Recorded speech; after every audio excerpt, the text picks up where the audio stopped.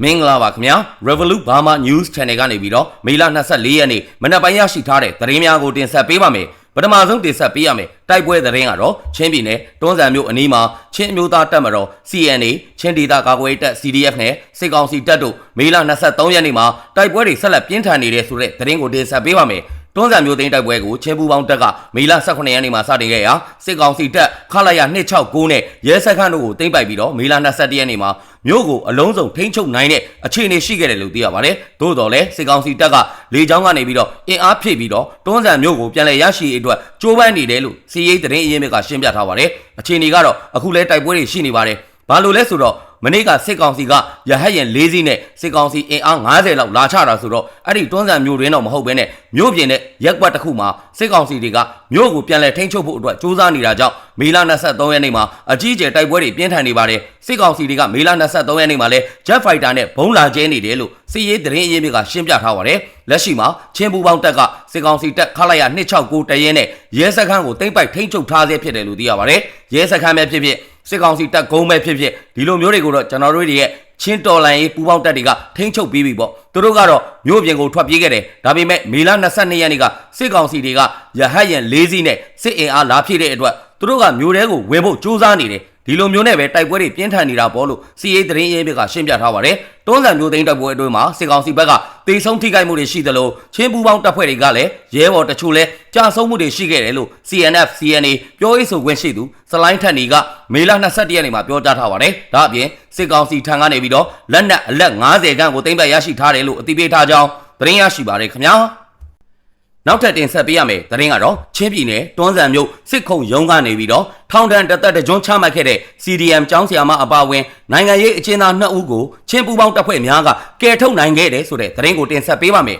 ထောင်ဒဏ်တသက်တကြွချမှတ်ခံထားရတဲ့အသက်23နှစ်အရွယ်မူလာတန်းပြဆရာမဒေါ်ဝုံဝဲကိမ်နဲ့ထောင်ဒဏ်9နှစ်ချမှတ်ခံထားရတဲ့၎င်းရဲ့ဖခင်ဖြစ်သူအသက်53နှစ်အရွယ်ဦးထန်လျမ်းပေါင်တို့ကိုချင်းပူပေါင်းတပ်ဖွဲ့များကမေလ22ရက်နေ့မှာကယ်ထုတ်နိုင်ခဲ့ပြီဖြစ်ကြောင်းကိုတွန်းဇံမြို့နယ်ပြည်သူ့အုပ်ချုပ်ရေးအဖွဲ့ကတာဝန်ရှိသူကပြောဆိုခဲ့ပါတယ်။တွန်းဇံတိုက်ပွဲရှိတဲ့အခါကျတော့စစ်ကောင်စီတွေကသူတို့ပြေးတဲ့လမ်းကြောင်းအတိုင်းကိုအကျဉ်းသားတွေကိုခေါ်ထုတ်သွားတယ်။ဒါပေမဲ့အခုတော့မြေပြင်ကတော်လိုင်းရေးတပ်ဖွဲ့တွေကကယ်ထုတ်နိုင်ခဲ့ပြီလို့ပြောဆိုခဲ့ပါတယ်။ဘယ်နှဦးကိုကယ်ထုတ်နိုင်လဲဆိုတာကိုတော့တိတိကျကျကျွန်တော်တို့မသိဘူး။ကျွန်တော်တို့သိတာကတော့ CDM ဆီယာမနဲ့သူ့အဖေကိုပဲသိတာပါ။အခုတော့လုံခြုံတဲ့နေရာကိုရောက်နေပါပြီလို့တွန်းဇံမြို့နယ်ပြည်သူ့အုပ်ချုပ်ရေးအဖွဲ့တာဝန်ရှိသူကပြောဆိုခဲ့ပါတယ်။အဲ့ဒီနိုင်ကျင်း2ဦးကိုတွန်းဇံမြို့မောင်မွာရက်ကွက်ထဲမှာရှိတဲ့စိုက်ကလုံးစင်တာကနေပြီးတော့ကယ်ထုတ်နိုင်ခဲ့ခြင်းဖြစ်ကြောင်းကိုတွန်းဇံမြို့နယ်ပြည်သူ့အုပ်ချုပ်ရေးအဖွဲ့ကပြောဆိုခဲ့ပါတယ်။ CDM မူလာတန်းပြဆီယာမဒေါ်ဟုံဝဲကိမ်နဲ့၎င်းရဲ့ဖခင်ကိုဇန်နဝါရီလ14ရက်နေ့မှာခေါ်ဝုံရက်ကွက်မှာရှိတဲ့၎င်းတို့ရဲ့နေအိမ်မှာစစ်ကောင်စီတွေကလာရောက်ဖမ်းဆီးသွားခဲ့ခြင်းဖြစ်တယ်လို့သိရပါတယ်။အဲ့ဒီနောက်မှာတော့အကြမ်းဖက်မှုတိုက်ဖျက်ရေးဥပဒေပုံမှန်50ည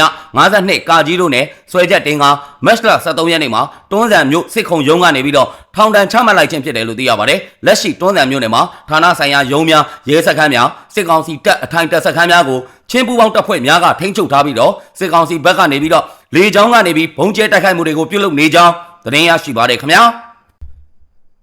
နောက်ထပ်တင်ဆက်ပေးရမယ်သတင်းကတော့ပဲခူးတိုင်းအုပ်ဖို့မြို့နယ်မှာအကြမ်းဖက်စစ်ကောင်စီနဲ့ပူးပေါင်းပြီးတော့တစ်ခိုးထုတ်နေတဲ့ပြူစောထီတန်းစော်ပြစ်ခတ်တိုက်ခိုက်ခံရပြီးတော့တေဆုံးသွားပြီး၎င်းစီးနေလာတဲ့တစ်ခိုးထုတ်လာတဲ့ကားကိုမီးရှို့ရှင်းလင်းလိုက်တယ်ဆိုတဲ့သတင်းကိုတင်ဆက်ပေးပါမယ်မေလ22ရက်နေ့ညနေ4:00နာရီခန့်မှာမီးချောင်းတင်ကျေးရွာကပြူစောထီတန်းစော်ဟာထမ်းပင်ကုန်းရွာအရှိအုံတော်ကျွန်းစိုက်ခင်းအနီးကိုခိုးထုတ်လာတဲ့တင်များကိုတင်ဆောင်လာတဲ့ဖောကားနဲ့ရောက်ရှိလာတဲ့အချိန်သာဝရီခရိုင်တပ်ရင်း383နဲ့တပ်ခွဲ9ရဲ့ဗျူဟာစစ်ကြောင်းကရဲဘော်များကပြစ်ခတ်တိုက်ခိုက်ရာပွဲချင်းပြီးတေဆုံးခဲ့တယ်လို့သိရပါတယ်။ပြူစောထီတန်းစော်စီကနေပြီးတော့မိုဘိုင်းဖုန်းတစ်လုံးနဲ့မှတ်ပုံတွေတစ်ခုကိုတင်စီရရှိခဲ့ပြီး၎င်းမောင်းနှင်လာတဲ့ခိုးထုတ်လာတဲ့တင်များကိုတင်ဆောင်လာတဲ့ဖောကားကိုတော်လိုင်းရဲဘော်များကမီးရှို့ရှင်းလင်းခဲ့တယ်လို့သိရပါတယ်။တေဆုံးသွားတဲ့ပြူစောထီတန်းစော်ဟာပြည်သူများကိုအကြမ်းဖက်စစ်တပ်ထံကိုမမှန်တဲ့သတင်းများကိုပေးပြီးတော့ဖမ်းဆီးခံခြင်းတော်လိုင်းရေးတပ်ဖွဲ့များရဲ့သတင်းများကိုစစ်ကောင်စီတပ်ထံကိုထောက်လန်းပေးဖို့ခြင်းစစ်သားများရိုးမပေါ်သွားလာရေးအတွက်ကားနဲ့အကျိုးပို့လှုပ်ဆောင်ပေးကအကြမ်းဖက်စစ်တပ်နဲ့ပူးပေါင်းပြီးတော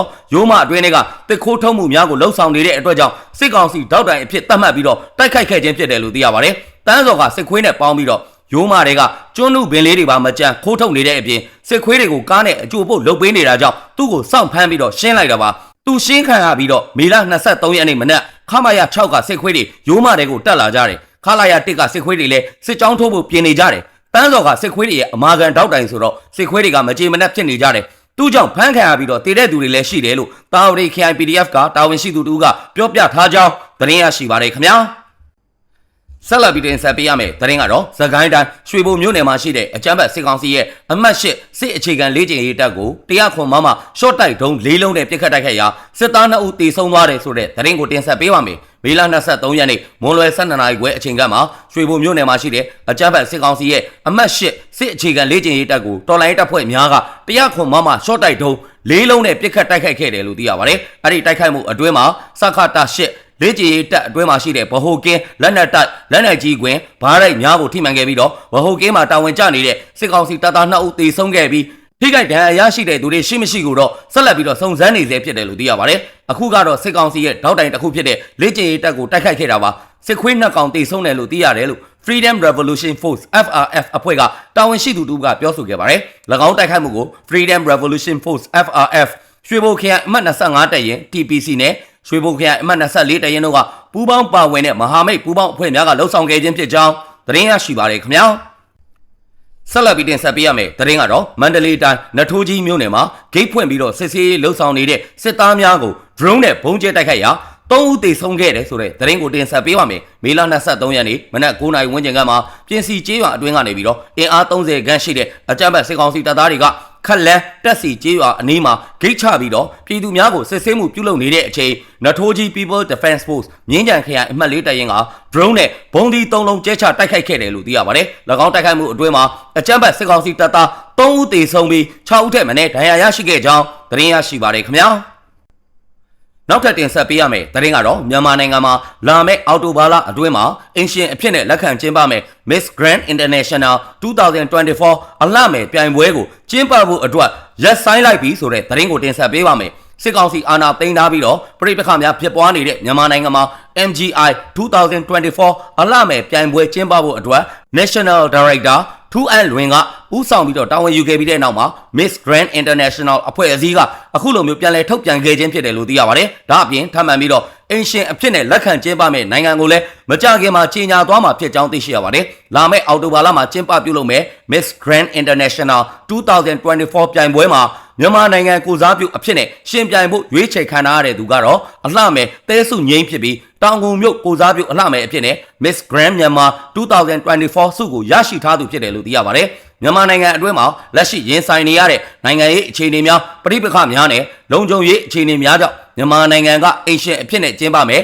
MGI 2024ကို Miss Grand Honduras 2024ဆုရရှိထားတဲ့သူ Honduras အလှမယ်ကလာရောက်ရှင်ပြိုင်မှာမဟုတ်တော့ကြောင်းကိုပြီးခဲ့တဲ့ရက်ပိုင်းအတွင်းကထုတ်ပြန်ပြောဆိုခဲ့ပါတယ်။ပြီးခဲ့တဲ့ Miss Grand International 2023အလှမယ်ပြိုင်ပွဲမှာမြန်မာအလှမယ်နီနီလင်းအိမ်ဝင်ရောက်ရှင်ပြိုင်ခဲ့ပြီးတော့ဆုရရှိနိုင်ရေးအတွက် American Dollar သိန်းချီတန်ဖိုးရှိတဲ့မဲဝယ်ပေးခဲ့ကြတဲ့အပေါ်မှာဝေဖန်မှုများစွာဖြစ်ပေါ်ခဲ့မှုကြောင့်သတင်းရရှိပါရခင်ဗျာ။အခုလိုမျိုးမြန်မာတိုင်းနိုင်ငံလုံးမှာဖြစ်ပွားနေတဲ့စီးရေးသတင်းနိုင်ငံရေးသတင်းများကိုအချိန်ပေးပြီးတော့နားဆင်ပေးတဲ့အတွက် Revolut Burma News Channel ကနေပြီးတော့အထူးပဲကျေးဇူးတင်ရှိပါတယ်ခင်ဗျာ။